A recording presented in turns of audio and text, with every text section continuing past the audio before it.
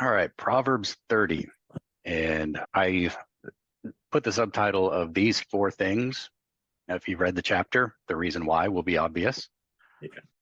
There are actually six sets of four things in this chapter. One of them isn't labeled, but it's just a series of four things. The other ones start out with something like, there are three things that are like this, four that are like that. And it's just kind of a peculiar way of starting a series of statements of things that are alike. I don't know why that it's worded that way, but and if it's meant to separate three of them and have an extra one that's adding something, I don't think it is. I think it's just, these are four things, and for whatever reason, some poetic device, they start it with, there are three things. Oh, no, wait, four things. Kind of like a Monty Python skit. This chapter has a very different character from the rest of Proverbs. You know, the way that things are worded, the way that qualities are grouped together in these sets of four. Some of these things. It's written by a different person too, Jay. Yeah, I think it is. You know, some people say that Agur is Solomon or Yake is Solomon. No, this doesn't sound like Solomon to me at all. Mm-mm. And I looked at the meaning of these names, and Agur means gathered or gatherer. Solomon was a gatherer of knowledge, you know, wealth, wisdom, animal knowledge, all kinds of stuff. He was a naturalist and a scientist of a sort in his day. But King Hezekiah was also a gatherer. And in fact, the previous 5 chapters were gathered by Hezekiah. So I wonder if this might be written by King Hezekiah. Yake means blameless. Who is the son of blameless? Well, Hezekiah's king wasn't blameless. Hezekiah's father wasn't blameless. Solomon's father is called blameless in scripture, mostly because of the state of his heart and, you know, his repentance, not because he never did anything wrong. But in a way, Hezekiah is also a son of David because he is in that line of David. The rest of this verse, King James reads, the words of Agur, son of Yake, even the prophecy, the man spake unto Itiel, even unto Itiel and Ukal. So the King James and some other translations are assuming that some of these phrases are actually names and not, phrases that have other meaning. Frequently, names have those other meanings too, so both readings could be correct. He could be talking about specific people, maybe his own sons. I believe, if I remember right, Manasseh was Hezekiah's son, wasn't he?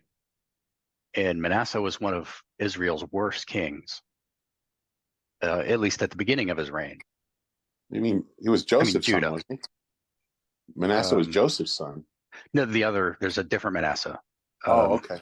Yeah, one of the patriarchs, Manasseh, that was Joseph's son. I get you. But yeah. King Manasseh was Hezekiah's son.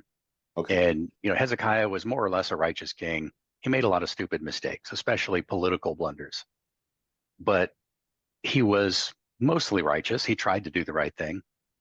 Manasseh, on the other hand, was 12 years old when he became king, threw out all of his father's rules, set up all the high places again, put idols in the temple. And then later, towards the end of his life, he repented and completely reversed course. But if Hezekiah was writing this at the end of his life, and he sees he's got this 10 or 11-year-old boy who doesn't listen to anything, has completely rejected all of his moral teaching, maybe it's not surprising that he's nicknamed his son Itiel. I'm weary, O God. I'm tired of this kid. And so he says, the man declares, I am weary, O God. I am weary, O God, and worn out. That's a whole lot of speculation. It doesn't say that this is Hezekiah, son of David, and Itiel is actually Manasseh. It doesn't say any of that. It just, since Hezekiah was a gatherer of Solomon's Proverbs, just like Solomon was, and this doesn't read like Solomon, it seems possible.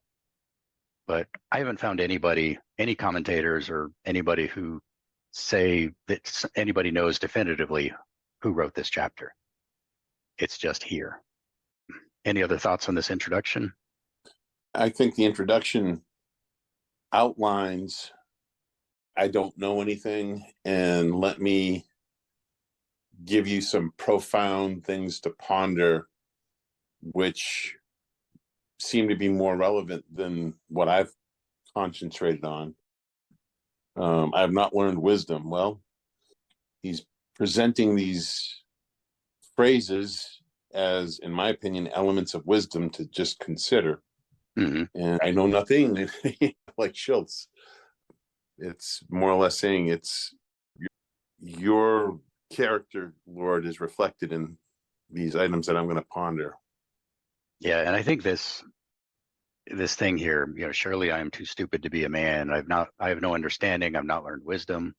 This sounds a lot like Solomon in Ecclesiastes. He made a lot of mistakes in his life, and that's one of the ways that I think he really learned wisdom was through lots of mistakes. And so, self-denigration, saying, look at all this stupid stuff I've done. You'd think I would have learned something. And obviously he has learned something. And whoever this is writing a chapter of Proverbs. So he does have some wisdom. He's just engaging in a little hyperbole, saying, saying he's worthless. But on the other hand, this could also apply to Hezekiah.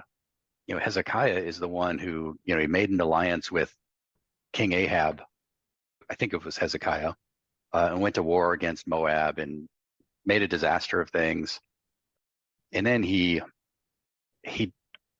I think it was king of Assyria or Babylon, I don't remember which, invaded Judah, and he gave them all the gold and silver of the temple.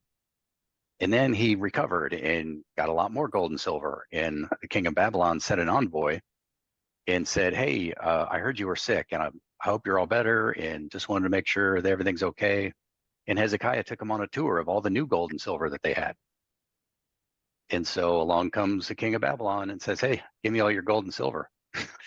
And I think whatever prophet was the prophet at the time, I don't remember. He goes to the king and he says, what did you do? Why did you show this? I mean, what kind of idiot are you?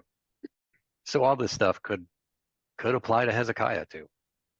All right. Well, in chapter or verse 2, there's an interesting thing here in the Hebrew also. In the ESV, it says, I'm too stupid to be a man. I have not the understanding of a man. But it uses two different words there in Hebrew. The first word is ish, for just, a general human being. Mm-hmm. And the second one is Adam. And I suspect that he's doing this to say, I don't even measure up. I'm not smart enough like other people. Like I don't match what a person should be. That's the first one. And the second one, saying, I have not the understanding of Adam, is more like saying, being made in the image of God, I should know better than this. But, here I am not living up to that image. That's what I think he's trying to say. Mm-hmm. Yeah. Verse 3. When he talks about, I am weary, O God, and worn out, mm-hmm. How many times have you been at just the end of yourself and you have to look to a greater being just to assure yourself of that there is a meaning, that there is a purpose? Mm-hmm. I think it's beautiful.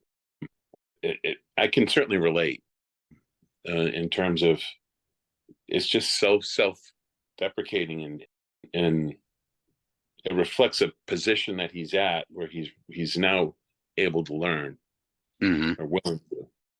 Yeah, he actually, I think a few verses down, he says that God is so awesome. He can do all this stuff and everything he says is true.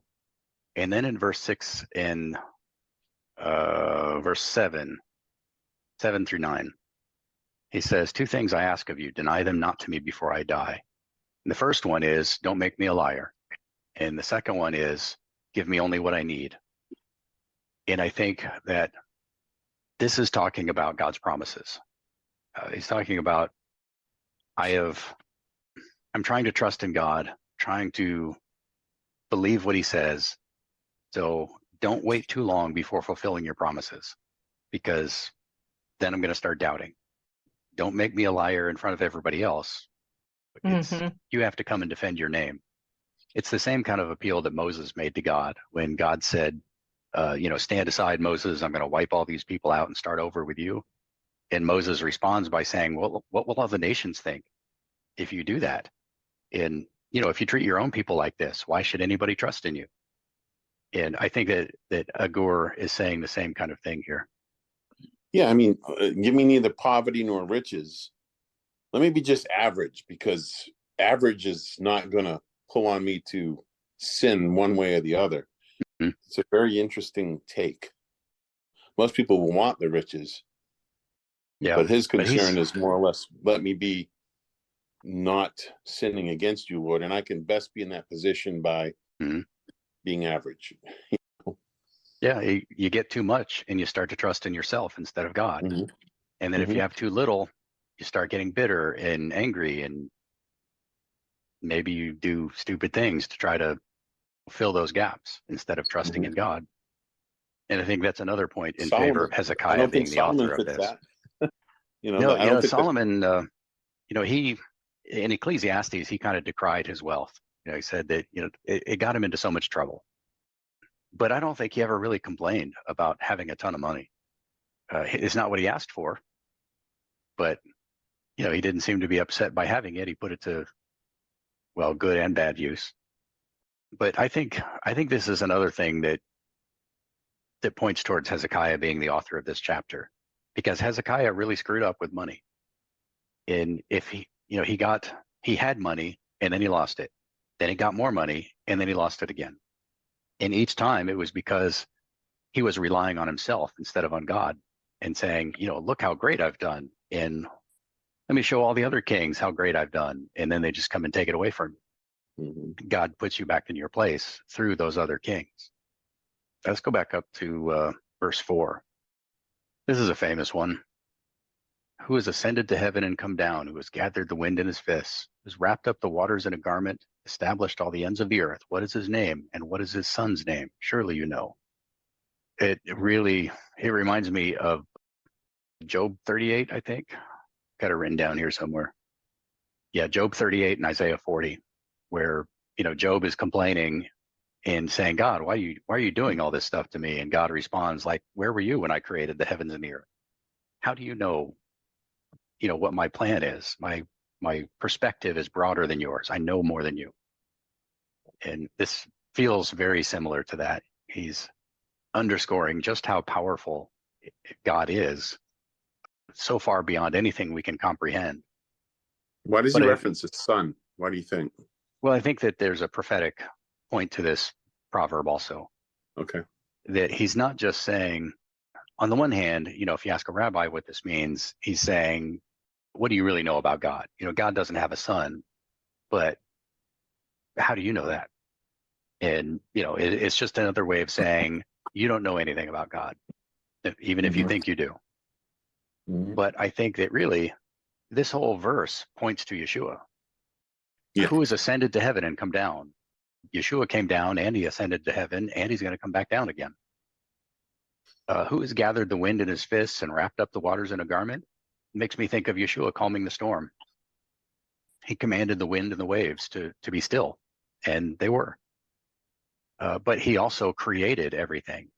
Paul says that through him, everything that was created was created. Well, Paul and John both say that in different words.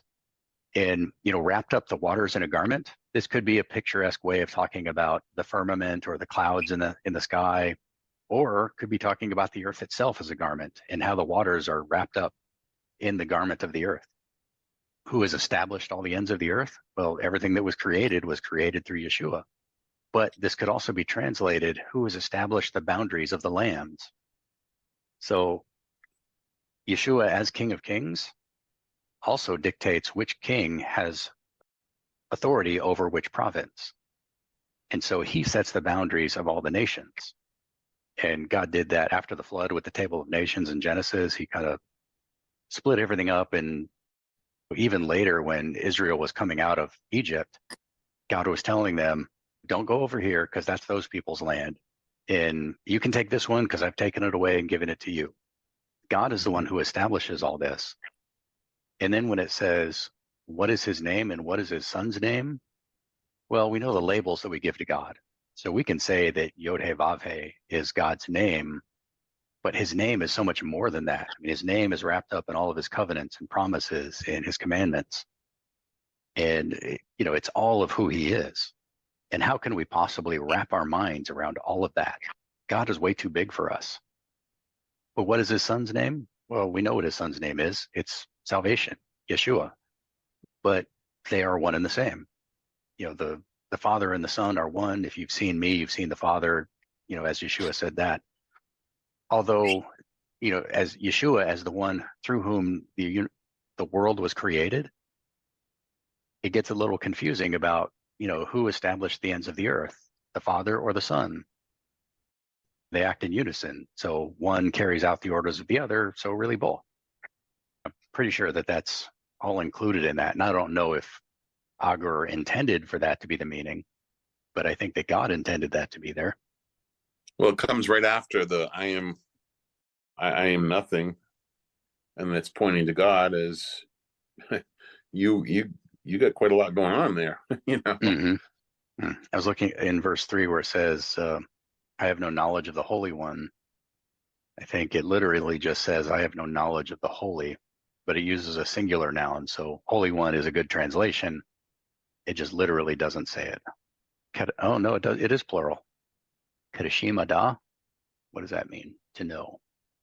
Yeah, this word right here is Kedashim, and that is the plural for holy. So it literally says holy ones.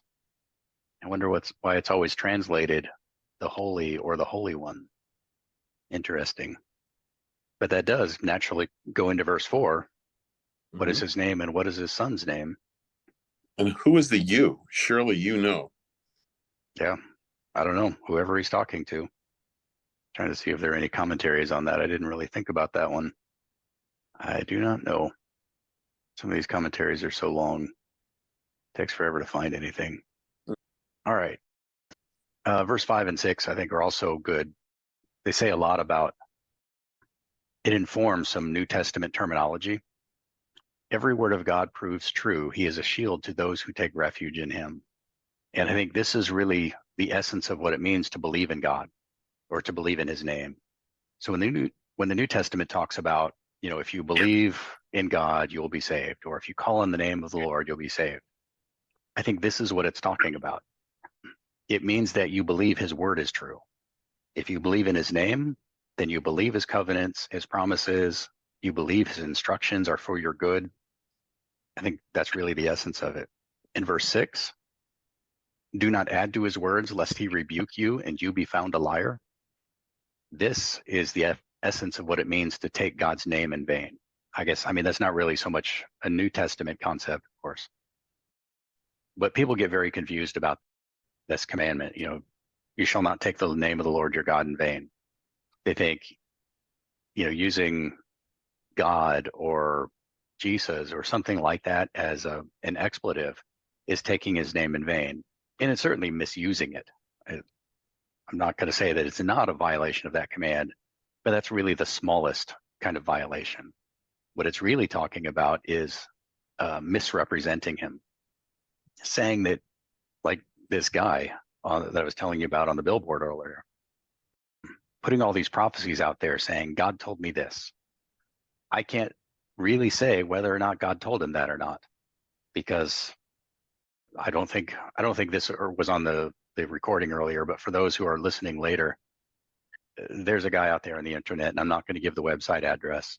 He has published hundreds and hundreds of pages of prophecies that God has given him saying, thus saith the Lord. But most of them are so vague. Some of them reiterate commands that are in scripture. Do this, don't do that. You people are really screwing up in this way. And there's nothing necessarily wrong with that. But one of the ways that we are to judge a prophet is by the predictions that he makes in his prophecies. That's not the sole purpose of prophecy. It's not even the main purpose. But eventually a prophet has to say something about what is going to happen. God's going to make a promise, or he's going to pronounce a curse. And if it doesn't come to pass, then you don't have to listen to that prophet anymore. But as far as I can tell, this guy has never made any statements like that. It's all just, here's what God says this commandment means. Or you people in America are doing this and that's the wrong thing. You need to straighten up and do this other thing, which, may or may not be correct. The problem is representing this as this is a word given directly from God to me for you. If that's not true, then that is taking God's name in vain. That is misrepresenting God by putting words in his mouth. And likewise, taking words away. Like when God says, keep the Sabbath day. And this is, for the sake of my name, keep the Sabbath day. And then people say, well, Jesus is our Sabbath now, so we don't have to keep the Sabbath. And God says that's all done away with. Except he didn't say that. That is nowhere in Scripture. So that too is taking God's name in vain by taking things away from what God has said. Those are two ideas that I think a lot of modern Christians get confused about. The idea, like, what does it mean to believe in God? And what does it mean to take his name in vain? In these two verses, I think, explain those very well. I kind of went off on a soliloquy there, but if anybody else has anything to add to that, please do. Or if not, we can move on. Okay, we kind of talked about 8 and 9 already. Let's move down to verse 10. Do not slander a servant to his master, lest he curse you and you be held guilty. What do you think this is talking about? Guilty of what? And what kind of curse is it talking about? I think this is presuming there to be a righteous and good relationship between the server or the servant and the master. And if you are backstabbing the servant unto the master, or if you're saying something that's slanderous about the servant and the master has an understanding of his servant, I think his ire is going to be more towards you than to his servant. Do you think the lest he curse you is referring to the master? Yes. Okay. Yeah, I think that's a valid way to read that. I hadn't thought of it. I was thinking that it was the servant cursing him, but yeah, it might be more, might make more sense if that's the master. But you have to have that proper relationship between the servant and the master. Mm-hmm. So when Eliezer goes out to find a bride for Isaac, was Eliezer for Isaac? Yeah, I got it right. Mm-hmm. I think if somebody were to have gone to Abraham and basically undercut Eliezer, Abraham's response would have been along these lines, no, I know my servant. He's going to do what my asking was. Why are you coming against my servant? Yeah. And, ideally a good master is working to improve his servant. And, he's teaching him, he's preparing him to be on his own, at least if this is a Hebrew. Mm-hmm. And coming into that relationship and trying to poison it, I think that is a serious thing. And bringing that kind of into kind of spiritualizing it a little bit, this could also be someone who is misrepresenting God, who is, going to, like a false teacher, someone who is going to a congregation and saying, you're not supposed to do this and you're supposed to do that, when it's actually the opposite of what Scripture says. And you can kind of see this in the Pharisees, when Yeshua had these confrontations with the Pharisees and Sadducees, and the apostles talk about it also in Acts 15, when they talk about the burden that was too heavy for our ancestors to bear. That was definitely not God's law, because God said the opposite. He said it was not too hard for you. But these are all the rules and rituals and things that they had added on top of God's law. And the Pharisees were essentially telling everybody, you are worthless, you are no good, and you can never live up to God's law unless you do everything perfect. Mm-hmm. But it's whether this is slander against God or against the servant, whichever, it's still putting a stumbling block in front of people, so that it's disrupting their relationship with God.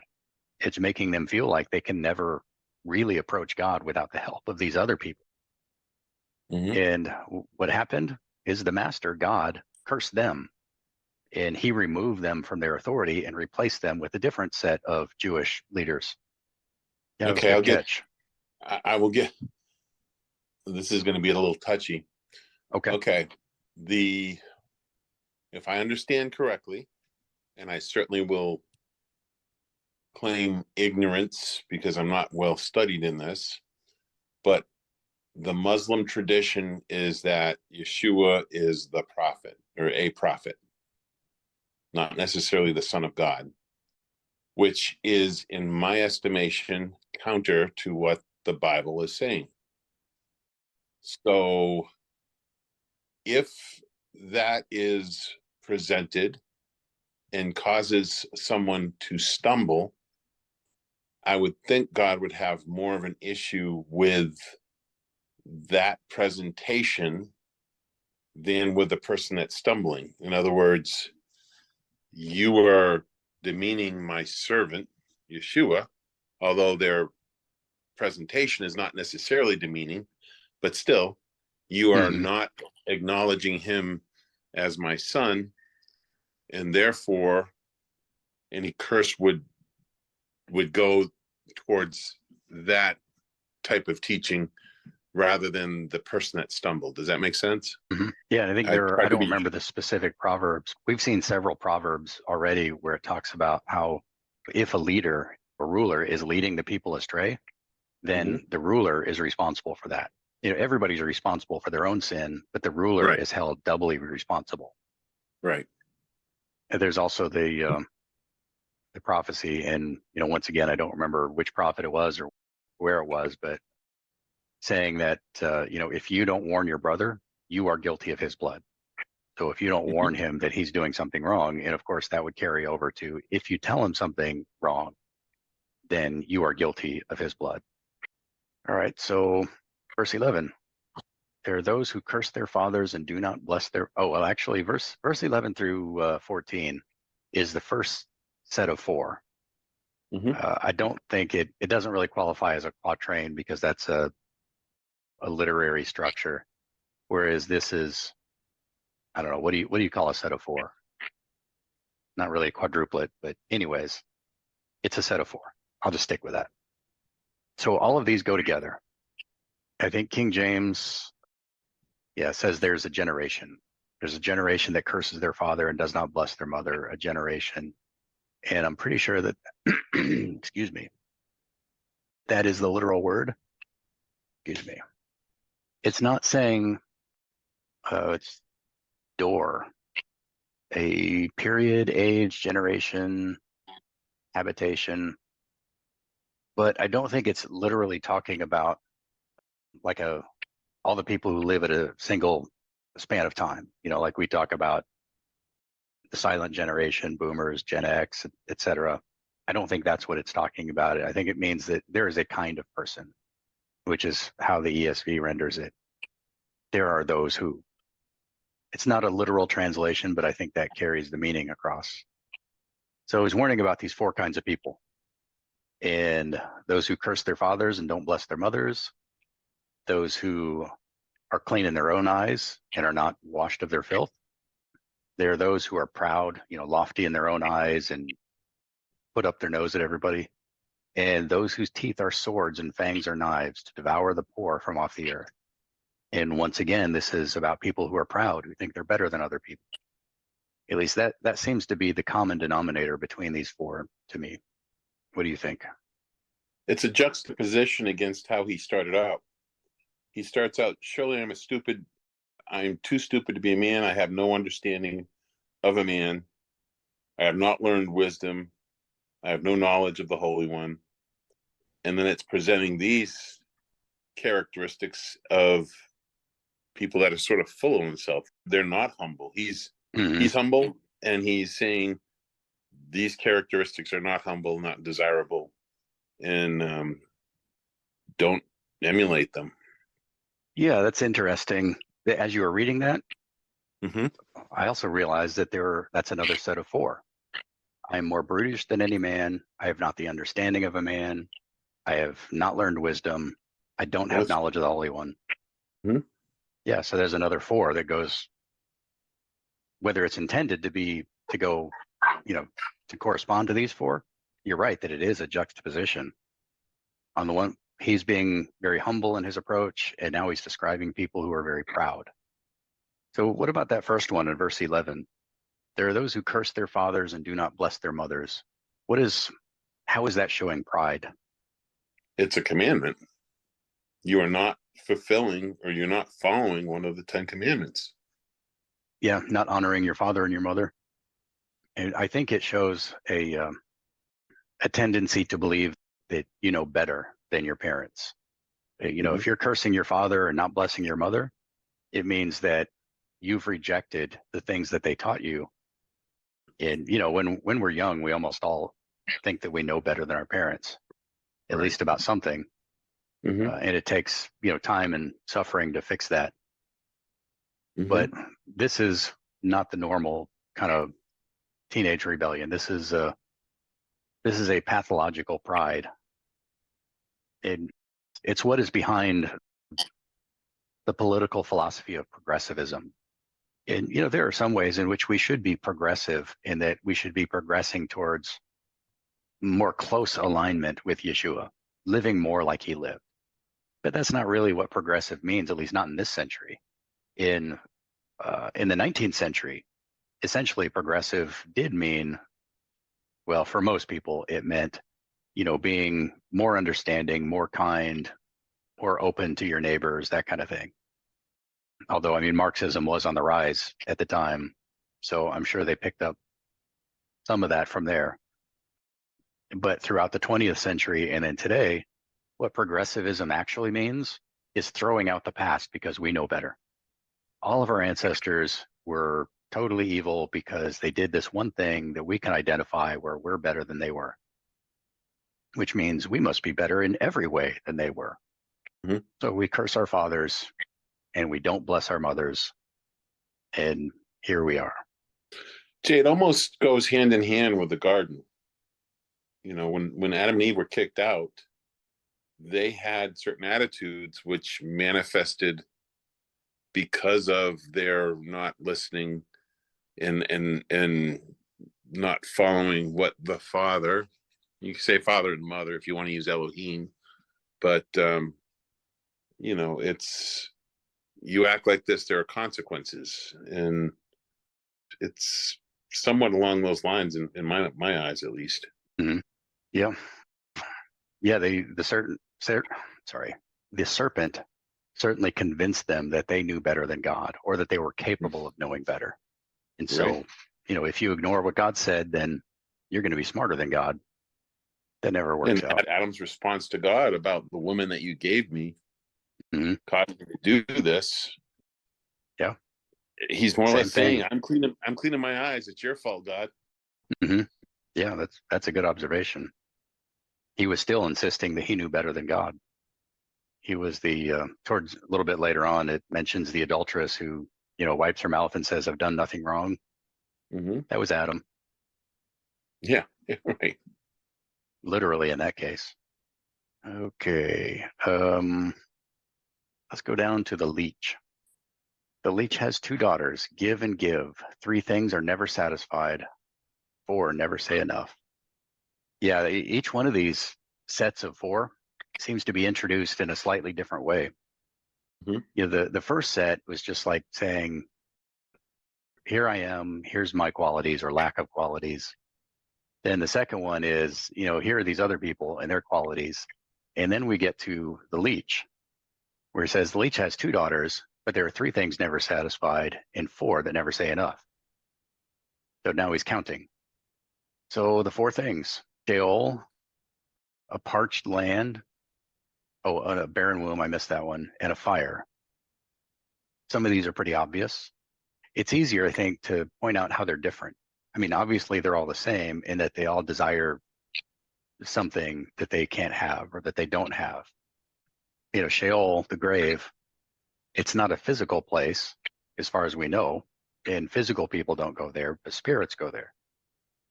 And there have been billions of people who lived and died, and they're all going to Sheol. And I doubt that Sheol could ever be full. No matter how, I mean, if the human race lasted for another million years and trillions upon trillions of people lived and died, they could all fit in Sheol.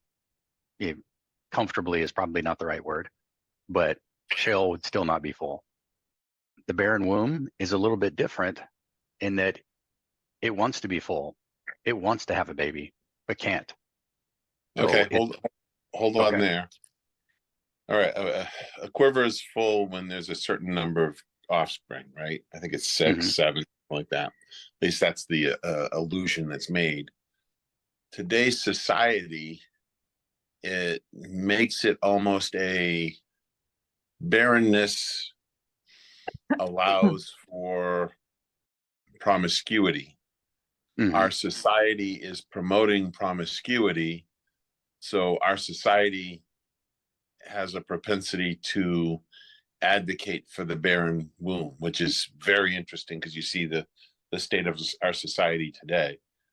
I think that Yeah. the initial go forth and take dominion, I think that was one of God's initial marching orders that has been twisted and corrupted, so that we are not necessarily taking dominion, but we are looking for a good time. We are looking Hmm. to satisfy our lusts and desires and equating that with what God wants, because what God wants us to be happy, right?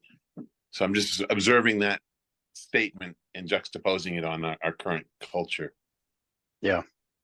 Yeah. It is twisted how the world wants to tell you that your womb should be barren. Like having Mhm. kids is wrong. Like, Mhm. why are you so selfish as to keep populating the earth when we really just need to all die off? But it's not our nature.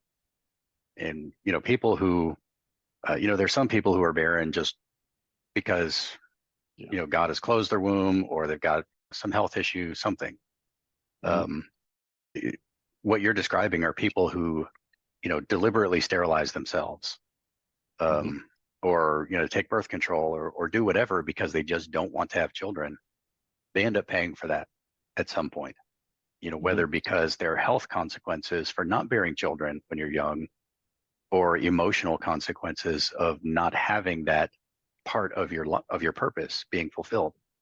Mhm. And, we make up for it in various ways by, trying to, a woman who hasn't born children may try to find other children, metaphorically speaking. Maybe she adopts, or maybe she goes into a profession. Yeah, I don't mean to be singling anybody out. That's not my point. But you go into a profession where you're caring for people, going to nursing or some other healthcare profession, or you become a teacher. These kinds of things that help you fill this void of wanting to nurture. Mhm. And if you don't do it, if you go into business and you're you're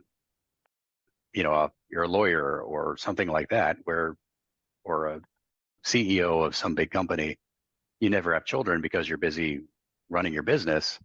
You're either going to start running your business looking for ways to nurture either the people or the business treated like a child, or you're going to suffer psychological consequences of just cutting that part of your life out when it's central to who you are supposed to be.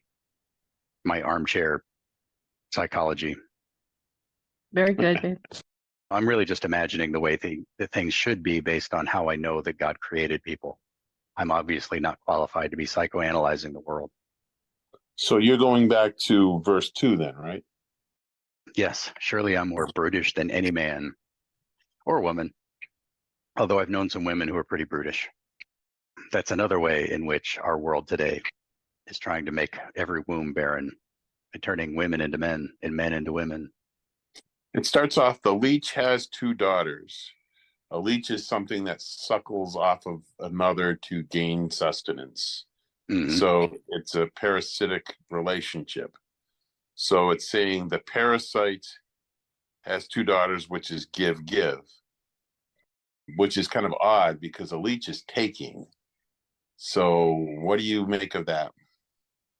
Well, I think the 2 daughters are, this is probably some kind of idiom that is saying that the leech has two defining characteristics or two driving motivations, but they're really the same. Give me and give me. Okay. So I think the me part there is implied. Okay. And yeah, I'm sure that in the original culture, people would have read this in this something or other has two daughters was probably a common saying that would have fit in lots of contexts. And to us, it just sounds a little weird. A parched land that's never satisfied with water, that makes sense. Obviously, a parched land can be satisfied with water. And if you give it too much, then you're going to have flooding and erosion and all kinds of problems.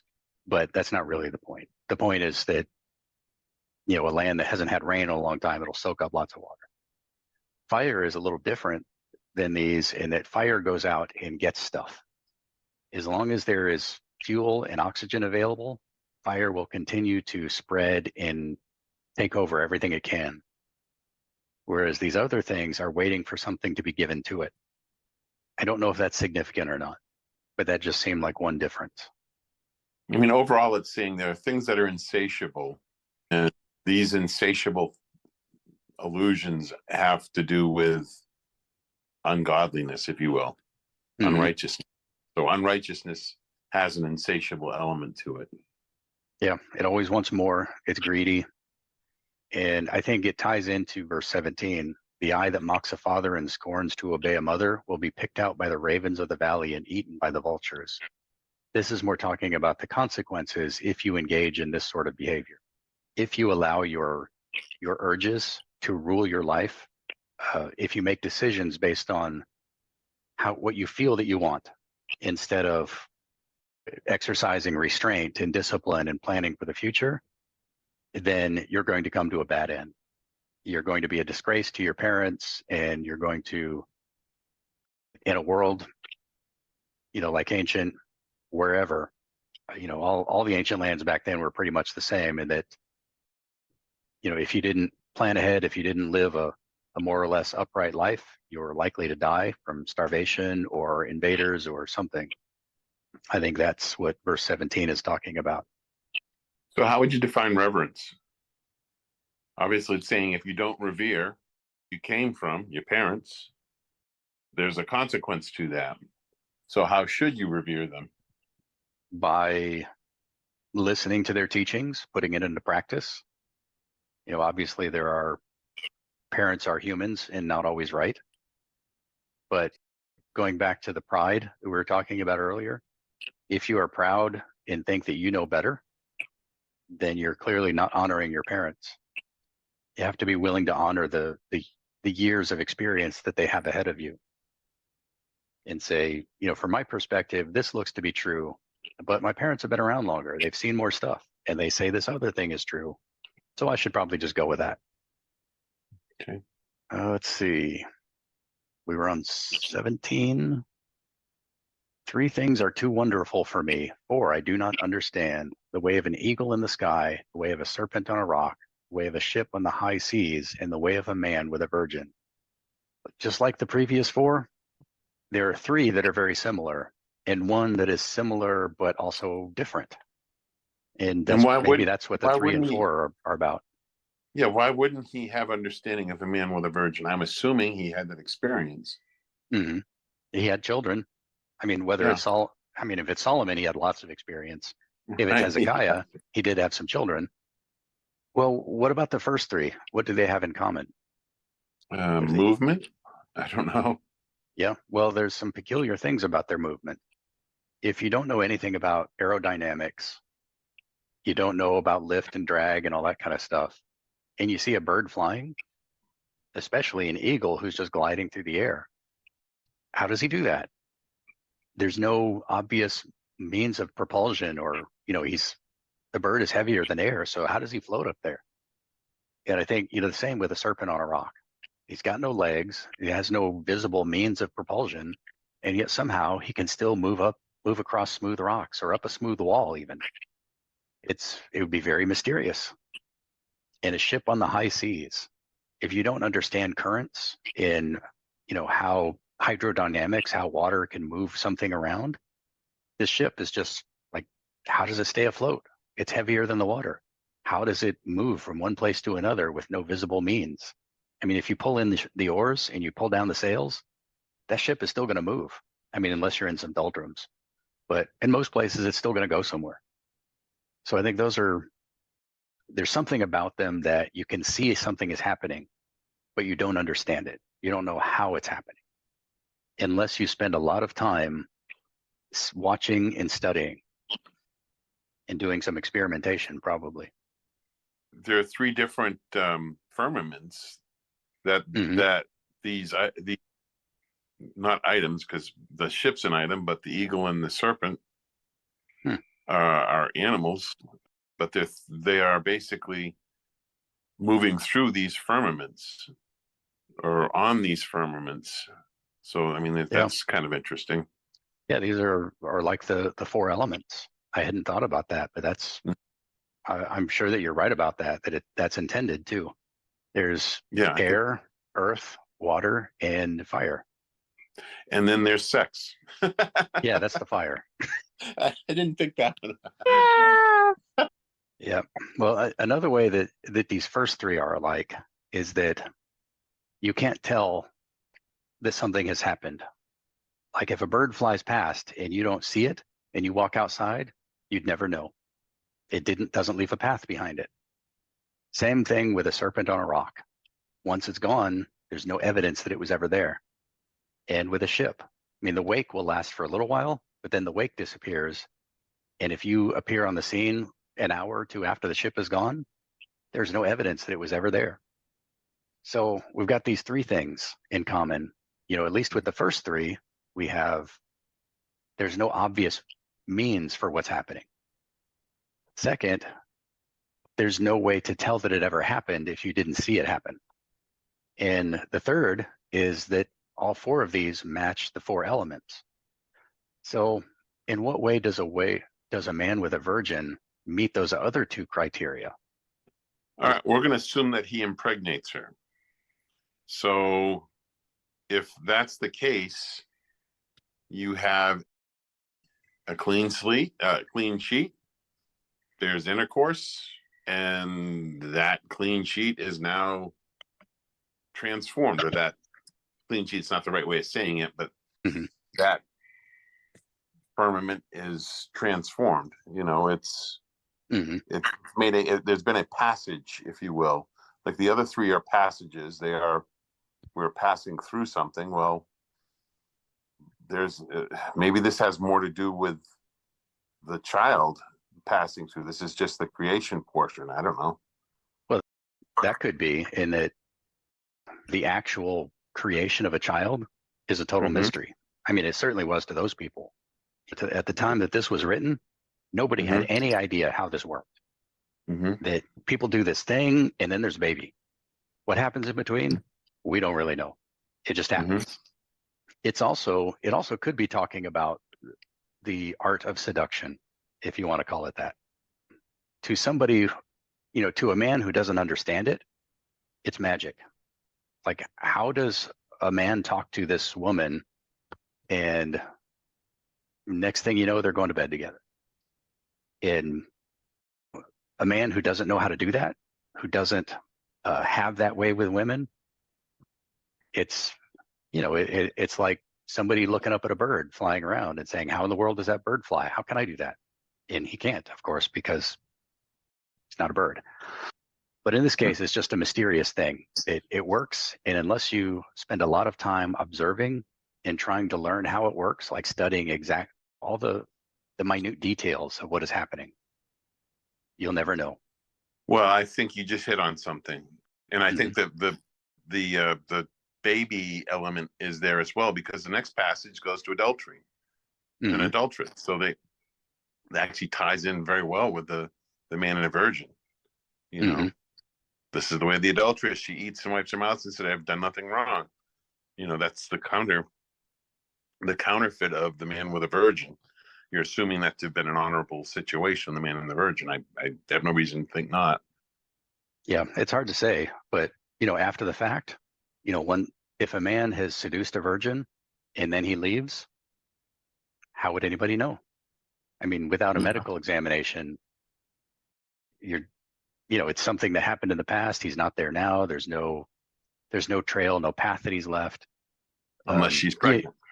Yeah, unless she's pregnant or unless she truly was a virgin. You know, you're talking about what the Torah calls the evidence of virginity. but those things can be covered up, at least for a while. Yeah, so there are a couple of different ways that that could fit in. You know, which one Agur actually meant, I'm not really sure. But I think you're right that verse 20 really does tie into this, and it's supposed to, because the adulteress is doing the same thing. She's doing something and leaving no trace. At least she believes that she is. You know, she's committing this sin, covering her tracks, and then saying, I didn't do anything. What do you mean? There was no ship here. No bird flew by here. But if you pay attention, if you look for the signs, if you know what to look for, the evidence is there. Just like with the eagle and the snake in the ship, you can find those things. You can find the evidence of their passage if you get there at the right time and you know what to look for. It's just very difficult. And then, of course, if she is pregnant, it all comes to light eventually. All right, so anything else to say about those four? Okay, well, let's move on to verse 21. Under three things the earth trembles, under four it cannot bear up. A slave who becomes a king, a fool when he's filled with food. The ESV says an unloved woman, but the word apparently literally means a hated woman. A hated woman when she gets a husband, and a maidservant when she displaces her mistress. And, you know, some of these translations are kind of confusing. Like verse 23, the ESV says an unloved woman, but the literal word is... Was it odious?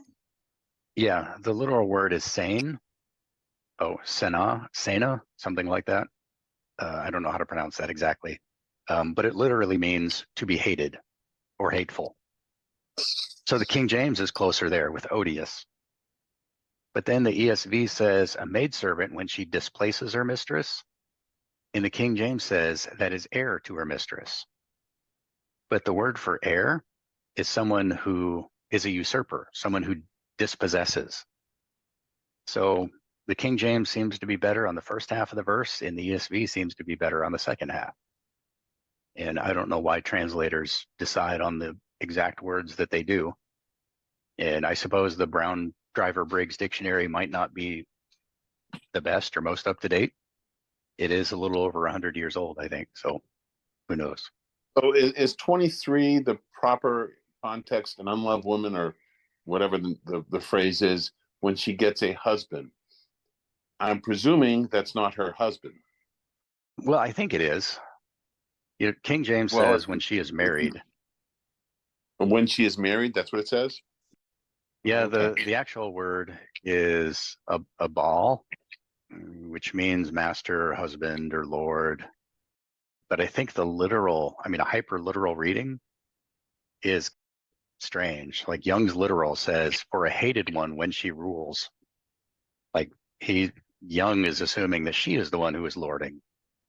But I think in context, because looking at what these things have in common, you know, a slave suddenly transformed to be a king, like going from one extreme to the other. A fool is filled with food. A fool should normally be half starving because nobody should be feeding him if he's not willing to do his own work. And if he's a fool, that means he's always messing up. What's that? These are unnatural things. The earth trembles. So something is a...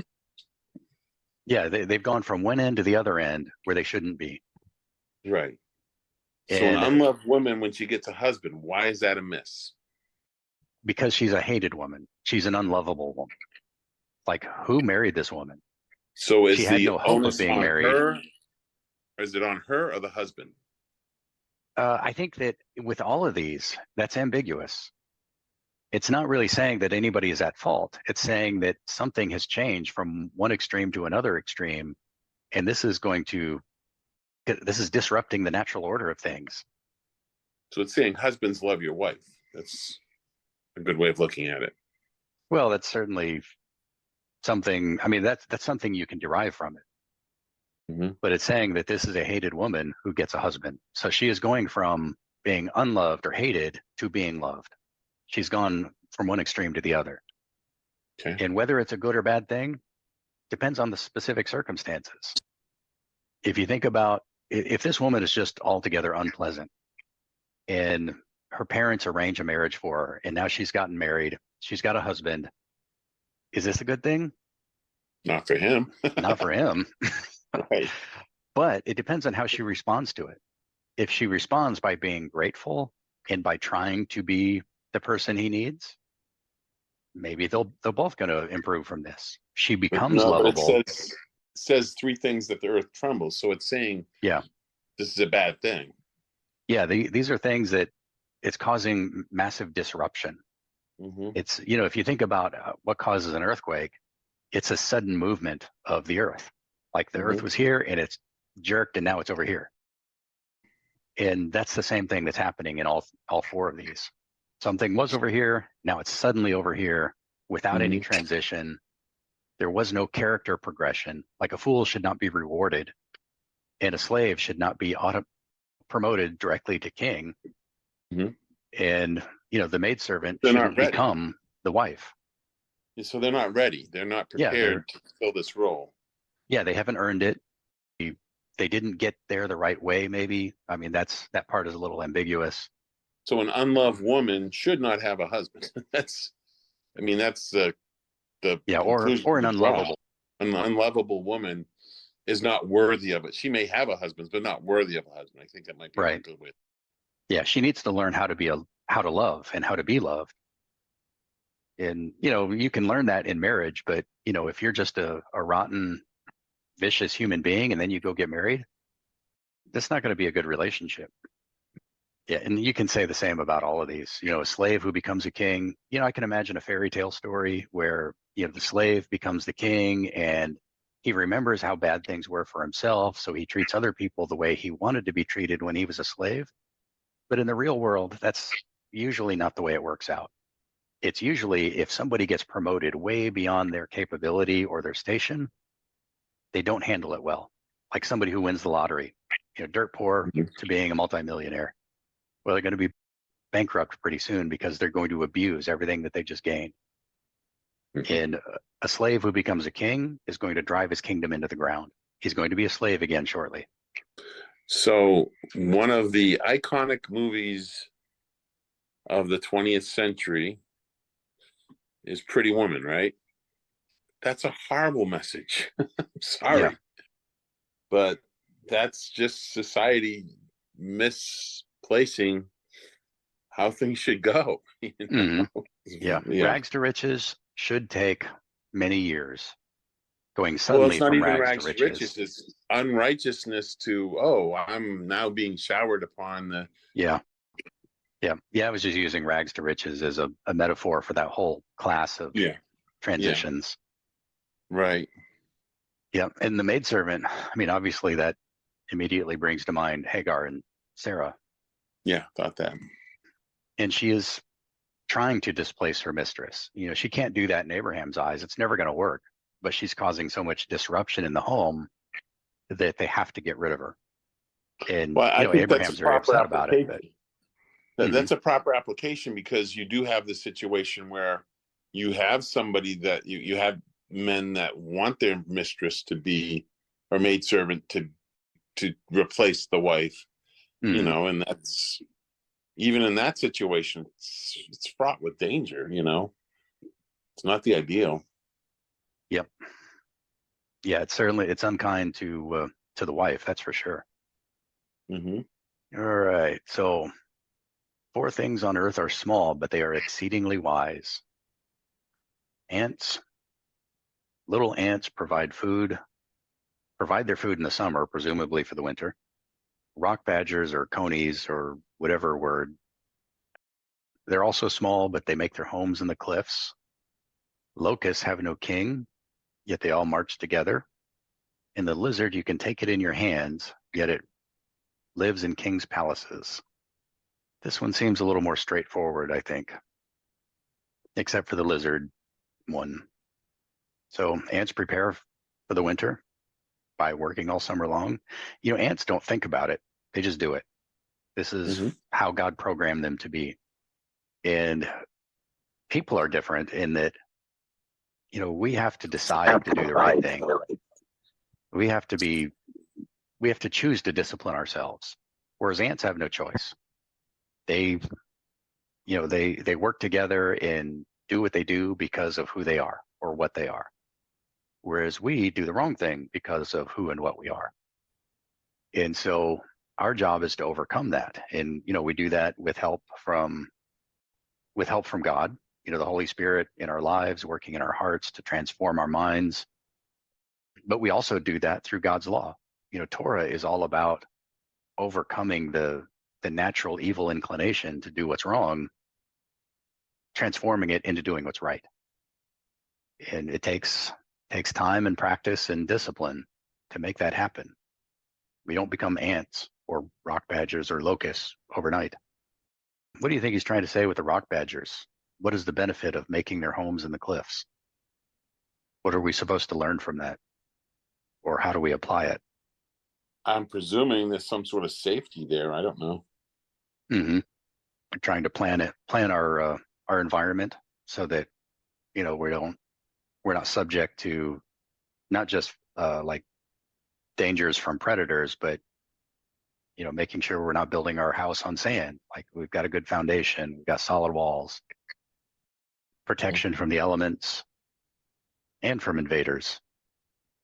It would also apply financially, making sure that you're not taking undue risks or putting all your resources out there where they're likely to be wiped out. The one that really puzzles me here is the lizard. Some translations say a spider. I don't like that one, so I'm going with lizard. It's a Geico reference. Yeah. You can pick up a lizard in your hands, but it lives in king's palaces. So it's little and it lives in a big house. I don't know what we're supposed to learn from that. I've been thinking about it and I really don't have any good ideas. Well, it's prestigious, I guess. But on all these others, the thing that the creature does is something we should aspire to. We should aspire to being disciplined and planning ahead for the future. We should aspire to building security into the things that we build. We should aspire to cooperation, working together with our neighbors. Without having to be made to do it. Mm-hmm. Should we aspire to live in big houses or ornate houses? I don't think that that's what it's saying, but I don't know what it is. Okay. To be on point to what you just said, there is a reference in the New Testament to Yeshua building or to a place being prepared for us in heaven. And it certainly implies that there's going to be something magnificent for us that we can look forward to. So, aspiring to big, well, that's suggestive of something big that we are and can look to. I don't know what to do with it. I'm just trying to take the concept and extrapolate it. Yeah. Or we're supposed to consider our place in our community or our nation. And think of the king's palace, a big house. Like we're not. It's not our house. We don't run the place.